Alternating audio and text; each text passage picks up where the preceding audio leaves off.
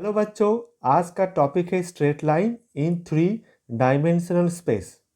Okay, now number first topic, the Cartesian equation of a straight line passing through a fixed point x1 y1 z1 having direction ratio proportional to a comma b comma c given by x minus x1 by a equal to y minus y1 by b equal to z minus z1 by c. मतलब एक straight line passing through fix point x1 y1 z1, a straight line passing through fix point x1 y1 z1.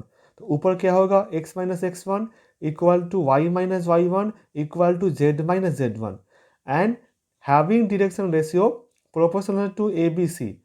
अगर a B C होता है direction ratio तो नीचे होगा x minus x1 by a, y minus y1 by b, z minus z1 by c. यहाँ पे एक चीज़ ध्यान में रखना पड़ेगा. सोचो ये है ये स्ट्रेट लाइन. अगर कोई स्ट्रेट लाइन इसका पैरेलल होता है, इसका direction ratio a comma b comma c होता है. It is a given straight line, लेकिन डायरेक्शन रेशियो किसका है, इसका नहीं है. इस लाइन का जो पैरेलल लाइन है, इस लाइन का जो पैरेलल लाइन है उसका अगर होता है direction ratio A B c, तब भी यहाँ पे a comma a B c होगा. फिर से बोल रहा हूँ, सोचो it is a given straight line, इसका direction ratio a comma B comma c given है, तो यहाँ पे ए बी सी होगा. अगर गिवन नहीं भी होता है, and a B c is a direction ratio parallel to the straight line, अगर इस लाइन का कोई पैरेलल लाइन है उसका direction ratio a comma B comma c है, तब भी यहाँ पे ए बी सी होगा. समझे बच्चों? नाउ वेक्टर फॉर्म क्या है? The vector equation of a straight line passing through a fixed point with position vector A and parallel to a given vector B is r vector equal to a vector plus lambda into b vector. Lambda is a scalar. मतलब straight line passing through ए vector, तो यहाँ पे लिखोगे r vector equal to A vector and parallel to a given vector, तो plus lambda into B vector होगा. Lambda is a constant. Okay बच्चों, now अब सिखाऊंगा कैसे this is Cartesian, this is vector form, कैसे कार्टेशियन से vector form में लेकर आओगे और कैसे वेक्टर से कार्टेशियन फॉर्म में लेकर जाओगे. पहले कार्टेशियन से वेक्टर सोचो, या this is straight line Cartesian form x minus x1 by a equal to y minus y1 by b equal to z minus z1 by c. ये कार्टेशियन फॉर्म से vector form कैसे होगा? Cartesian form से vector form कैसे होगा? देखो, इसको लिखेंगे ऐसे. पहले आर वेक्टर लिखो. आर वेक्टर इक्वल टू, यहाँ पॉइंट फिक्स पॉइंट कौन है? x1 y1 z1. Fix point कौन है? x1 y1 z1. तो यहाँ क्या होगा? x1 i plus y1 j plus z1 के. देखो, यह फिक्स पॉइंट कौन है? x1 y1 z1. तो यहाँ क्या होगा? x1 i plus y1 j plus z1 के. एंड यहाँ पे डायरेक्शन रेशियो कौन है? A B C. A comma B comma C is the direction ratio. तो वेक्टर फॉर्म में क्या होगा? प्लस लैम्डा कांस्टेंट है, इनटू ब्रैकेट में A I plus B J plus C K. इसका मतलब क्या हुआ? कार्टेशियन इक्वेशन में जो फिक्स पॉइंट होगा, ये यहाँ पे लिखोगे, ये होगा ए वेक्टर, ये ए वेक्टर हो जाएगा, ये ए वेक्टर हो जाएगा x1 i plus y1 j plus z1 के.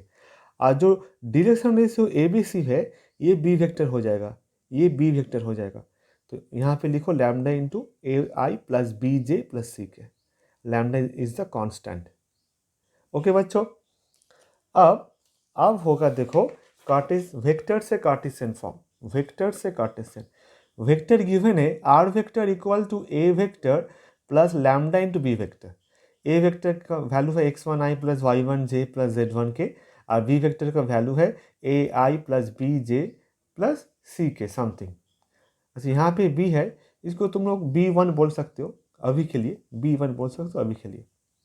अब देखो, ये वेक्टर फॉर्म से कार्टेशियन फॉर्म कैसे होगा? ये भी इजी है. ये तो वेक्टर फॉर्म है, वेक्टर फॉर्म से कार्टेशियन फॉर्म कैसे होगा? देखो, पहले काम करो, ए वेक्टर के जगह पे ये वैल्यू बिठा दो x1i plus y1j plus z1 के, और b1 के जगह पे ये वैल्यू बिठा दो ai plus bj plus c के। अब कार्टेशियन फॉर्म कैसे होगा देखो, ये जो ए वेक्टर था ये हो जाएगा फिक्स पॉइंट, ये जो ए वेक्टर था जो passing through point A vector हो जाएगा कार्टेशियन लाइन का fix point x1 y1 z1, ये x1 यहाँ पे बैठेगा, y1 यहाँ पे, z1 यहाँ पे। और जो b1 वेक्टर था ये हो जाएगा डायरेक्शन रेशियो, जो b1 वेक्टर था वो हो जाएगा डायरेक्शन रेशियो। b1 वेक्टर क्या था, ai plus bj plus c के, ये a b c हो जाएगा डायरेक्शन रेशियो। तो वेरी वेरी सिंपल था। ओके बच्चों, नाउ एक एग्जांपल देखो, find vector and Cartesian equation of the line passing through the point 5, 2, -4 and which is parallel to a vector 3i plus 2j minus 8k. Find vector and Cartesian equations of the line through the point 5, 2, -4. देखो अगर vector form में निकालोगे तो passing through the point A vector होगा 5, 2, -4 मतलब 5i plus 2j minus 4 के, and जो vector parallel है वो बी वेक्टर हो जाएगा, तो B vector equal to 3i plus 2j minus 8 K. So equation of the straight line passing through A vector and parallel to B vector क्या होता है, फॉर्मूला क्या है, R vector equal to A vector plus lambda into B vector. अब A vector के जगह पे ए का वैल्यू बिठा दो और बी के जगह पे बी वेक्टर का वैल्यू बिठा दो। This is the actual equation, vector equation passing through A and parallel to B. अगर इस वेक्टर से कार्टेशियन फॉर्म में लिखा रहोगे तो क्या होगा, जो वेक्टर पासिंग थ्रू था 5, 2, -4 वो फिक्स पॉइंट हो जाएगा। देखो यहाँ पे 5 हो गया, यहाँ पे 2 हो गया, यहाँ पे एक्चुअली क्या होगा, z माइनस ऑफ -4, तो माइनस से प्लस हो गया, ठीक है, तो इसको नहीं लिखना, z माइनस -4, माइनस से प्लस हो गया, एंड जो वेक्टर पैरेलल था 3i प्लस 2j माइनस 8 के वो हो जाएगा डायरेक्शन रेशियो, तो ये 3 यहाँ पे हो गया, ये प्लस 2 यहाँ पे हो गया, -8 यहाँ पे हो गया। तो वेक्टर से कार्टेशियन को इजीली हम लोग निकाल पाए। ओके, तो इस तरह का क्वेश्चन पेपर में रहेगा, तो कार्टेशियन फॉर्म से वेक्टर फॉर्म से Cartesian form, a simple basic formula passing through this point and parallel to this vector or this point. Okay, now of number 3.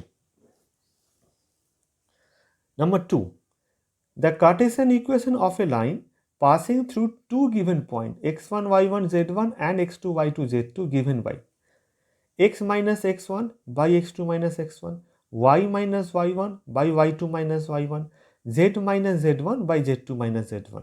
अगर कोई स्ट्रेट लाइन 2 पॉइंट से passing कर रहा है तो उसका इक्वेशन क्या होगा, x minus x1 by x2 minus x1, y minus y1 by y2 minus y1 और z minus z1 by z2 minus z1।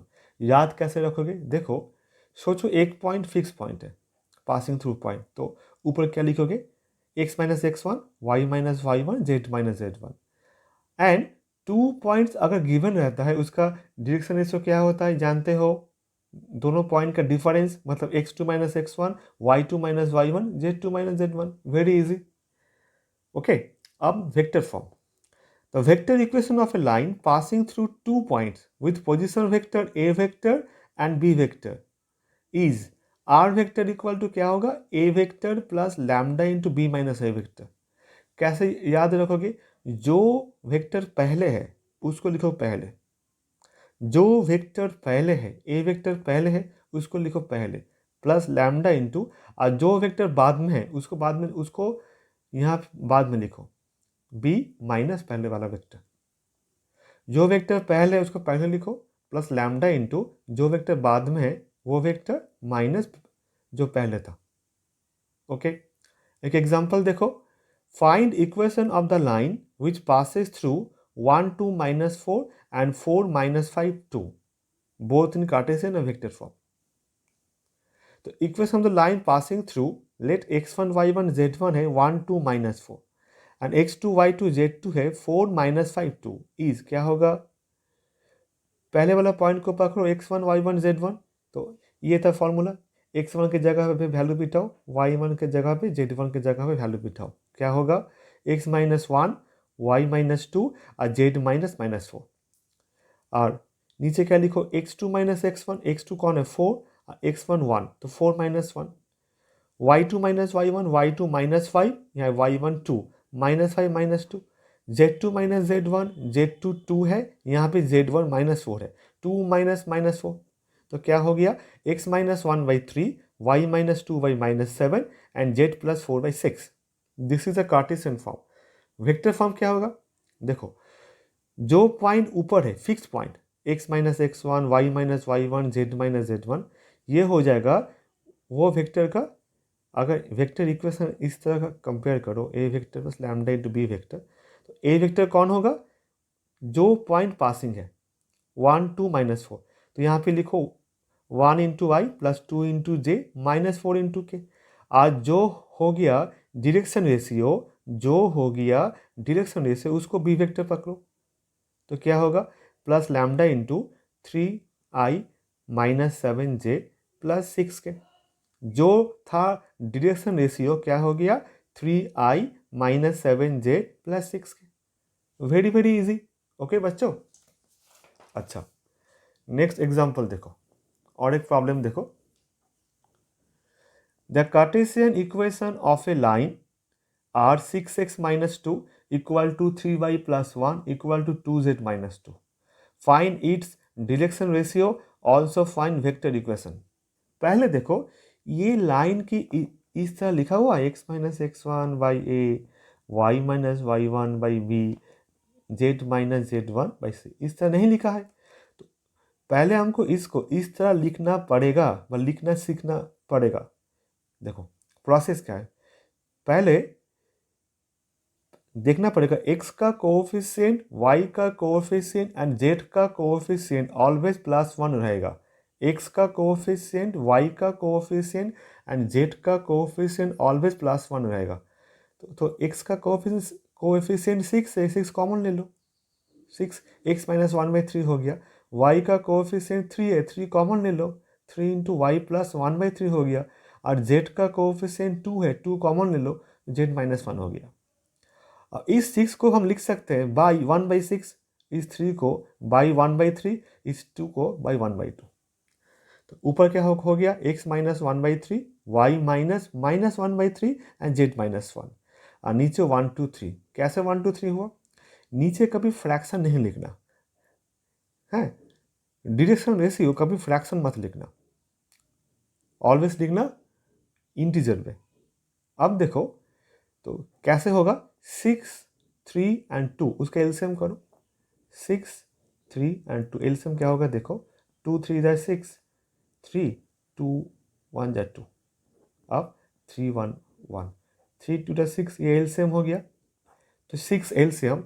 अब नीचे ईच टर्म को 6 से मल्टीप्लाई करो, हाँ ईच टर्म को 6 से मल्टीप्लाई करो, तो 1/6 × 6 1 हुआ, 1/3 × 6 2 हुआ, 1/2 × 6 3 हुआ। ओके बच्चों, तो which shows that given line passing through 1/3 -1/3 and 1 and direction ratio क्या हो गया 1 2 3। ओके बच्चों, अब वेक्टर इक्वेशन क्या हुआ, फिर से कंपेयर करो, वेक्टर इक्वेशन इस तरह लिखना पड़ेगा a vector plus lambda into b vector. a vector कौन होगा, जो पॉइंट फिक्स्ड है, जिस पॉइंट पे पासिंग कर रहा है, 1/3i - 1/3j प्लस 1 × k। अब b वेक्टर कौन होगा, जो था direction ratio 1 × i plus 2 × j plus 3 × k। Okay बच्चों, ये था आज का टॉपिक, आज का वीडियो कैसे लगा कमेंट करना। ओके